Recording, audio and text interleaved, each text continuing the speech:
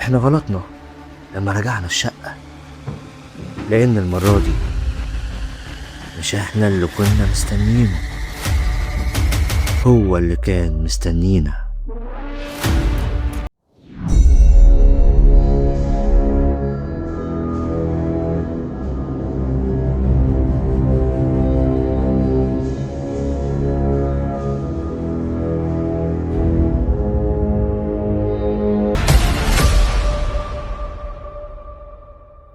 أعزائي المستمعين، أهلا بيكم.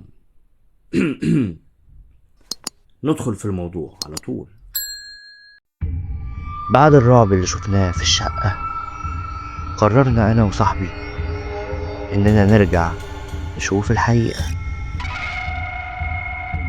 دخلنا الشقة، كل حاجة كانت زي ما هي، لكن الإحساس كان تقيل وغريب،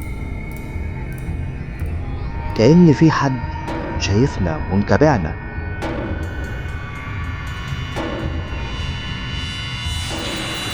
الموبايل كان على الأرض والتسجيل لسه شغال، لكن الصوت كان بيتكرر. واحد خرج، فاضل واحد.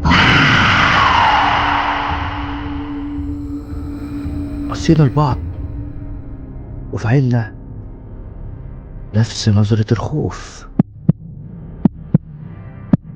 سكتنا، لكن لفت انتباهنا باب الأوضة، لقيناه اتقفل لوحده.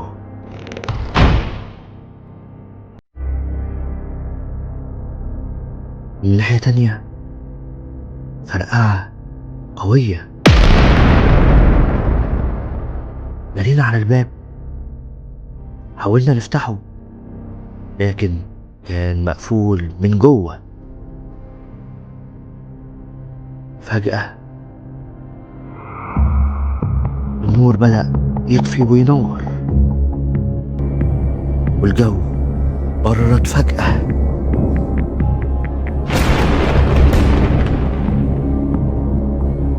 وصوت نفس تقيل جاي من ورا ظهري. لفيت ببطء وشفت ظل واحد واقف في آخر الطرقة، وصوته نفس الصوت اللي في التسجيل، بس المرة دي صوته أوضح.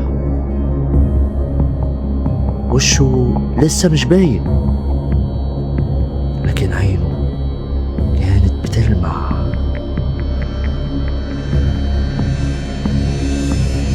بدأ يقرب خطوة خطوة،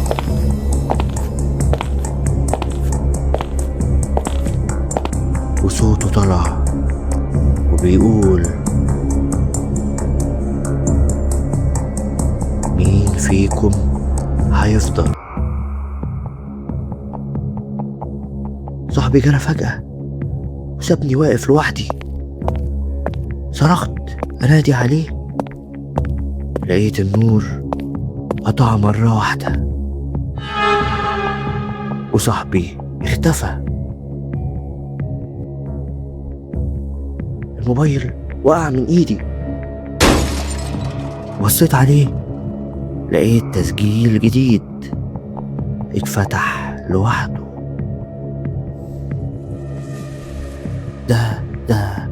ده صوتي انا، بس انا ما سجلتش حاجة.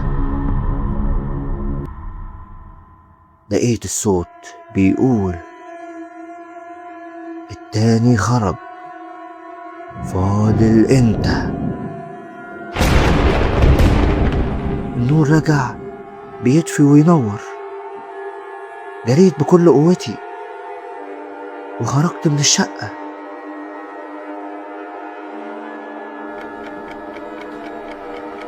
لكن من ساعتها وانا بقيت اخاف اعدي من الشارع اللي فيه الشقة. ولو وصلت لحد هنا ما تنساش تعمل لايك واشتراك للقناة وتفعل زر الجرس عشان تسمع قصص فعلا حقيقية.